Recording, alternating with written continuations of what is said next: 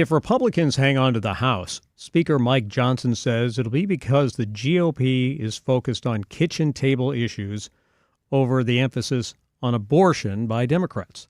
Johnson telling Axios the Democrats poured millions of dollars into highlighting the anti-abortion stances of the Republicans, but they were unable to translate that into success at the ballot box the way they did in the 2022 midterms. Yeah, it's interesting. I definitely think the economic issues, that was the major concern among most voters. But there was a bit of a different dynamic here.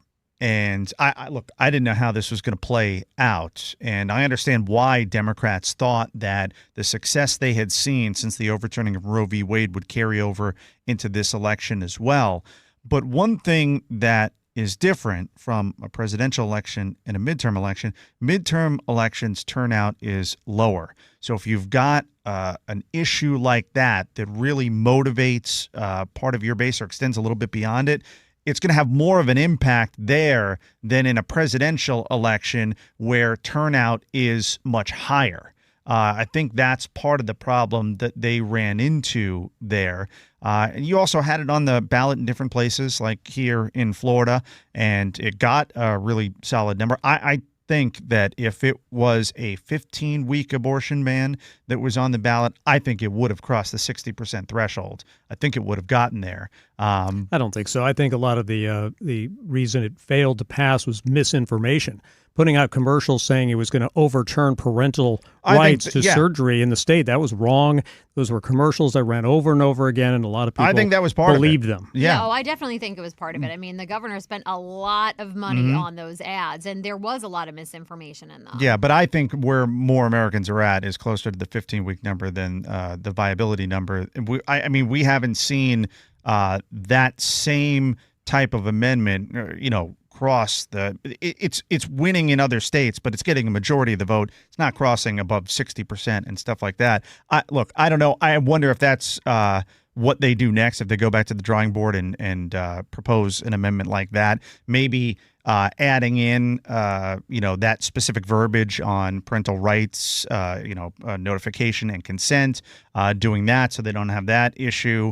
I think there's going to have to be some compromise if the people who really want this to pass, they're going to have to make some concessions. Probably helping Governor DeSantis isn't in office anymore, spending taxpayer dollars against the amendment. Well, who's to say whoever wins next time around, they won't do the same thing. The difference is he's probably going to try and run for president again, and he wants to have the chops in Iowa. Oh, and these were big wins. Exactly. He'll use these as, reasons to run for president. But what was the old James Carville line? It's the economy, stupid. Yep. And guess what? It's once again, it's the same story. I mean, most people said that the economy was a big deal. Democracy was on the ballot as well for a lot of voters. That was kind of interesting. Yeah. But obviously, how Biden handled the border also hurt Harris a lot. Yep. And democracy on the ballot, you had both parties voting on that, but in completely different ways. Right. Yeah. Everybody thinks democracy is important, but one side thinks the other side is a threat. Right. Everybody thinks it's kind of a wash. That's right. Exactly. Because they're both fascists. Right? I mean, they're both going to end democracy. Yeah. So. And then on the economy, I think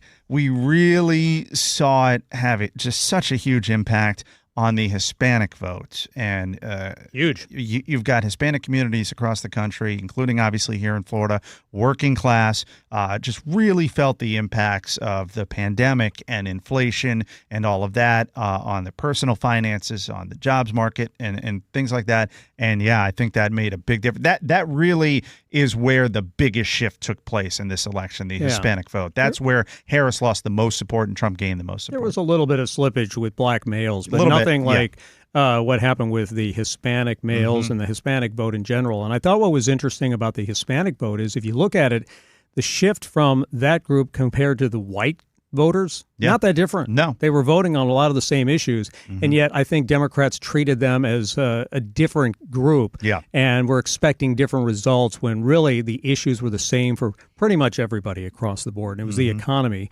And, it goes back to Biden maybe not giving Democrats a chance to, fight this out in a primary and find a candidate who could communicate the best message on the economy. Right. I think the economy was always going to be a problem for Democrats, but don't tell me if this was Trump's economy or Bill Clinton in his heyday, if it was his economy, that those two wouldn't have been able to better communicate the successes that were being experienced than what Biden was able to do, which was basically no message at all. Yeah. He just couldn't. Yeah, and Biden really tried to hang in there. It wasn't until the disastrous debate performance, even though the numbers from voters, the approval numbers and surveys on the economy were a disaster for Biden. And that, he waited such a long time, and Harris was at a disadvantage, I think, to try and communicate that. And now it's not exactly clear whether she was the best person to do that, right? Because she was the vice president and may not have been able to, get the message across that she was somehow different than the last 4 years with Biden. Exactly. So Fox News was the big winner when it comes to ratings on election coverage. According to the Nielsen ratings, Fox got 9.7 million viewers during election coverage. MSNBC followed behind them at 5.5 million primetime viewers from 8 to 11 p.m. Eastern Time. So these will change a little bit as they start taking a look at people watching on their phones or on their computers. People don't just necessarily sit in front of the TV. Yeah. People are on the go watching coverage. But what it shows, though, is that CNN has really fallen off as a go-to channel for election coverage. And it instead has shifted. Fox has always been strong, but MSNBC now seems to have moved up, and CNN has gone down. Right, and it makes sense because if you're a Trump supporter, you're tuned into Fox. It was a party on that network election night, and if you're someone who doesn't like Trump, you're tuning into MSNBC, like a group therapy session for the results. And CNN, they're just kind of out there. They try to navigate appealing to both, and they're just not doing a very good job. CNN at hurt their viewership with people on the left when they did that town hall with Trump earlier in the campaign season, where they felt they just let him spout off on whatever issue, and it really wasn't well moderated. And then also there was the debate where the CNN moderators just sat there, and people on the left were like, "Why aren't you telling him? Why aren't you interrupting him when he's lying?" And they destroyed their any kind of credibility they had with the right during the Trump presidency. Absolutely. Nobody wants to watch that anymore. Yeah, so you don't have people on the right. Yeah. They're going to watch Fox. And then you anger people on the left. Yeah, they go to MSNBC. It leaves CNN in a tough spot. Yeah. Now, overall, it was the least watched election night since Dole Clinton. When you take a look at all the networks combined. Dole Clinton? Yeah. I'm surprised by that because I feel like, this is the most important election of our time. Ever. Why weren't people watching? I think they just want to get the update maybe by listening to us. Yeah, they were listening to us. We probably stole away, millions of Americans with our broadcast. I will say, though, I think people just have different habits now than they used to. It used to be a situation where you would sit around the TV for several hours watching the returns come in. Yep. Some people still do that, but other people are doing other things and are getting their media in different ways. And I think it's just part of the ongoing decline of TV viewership in the traditional way. Yeah, and how much were people just done with it? They cast their vote early, and they're like, I'm not paying attention to anything, and they got the update, and that was it. Well, if you were reading the tea leaves and you saw Florida the results, you could have gone to bed pretty early. Exactly. All right. Chris Trankman with today's top stories. Chris, thanks so much. Thank you.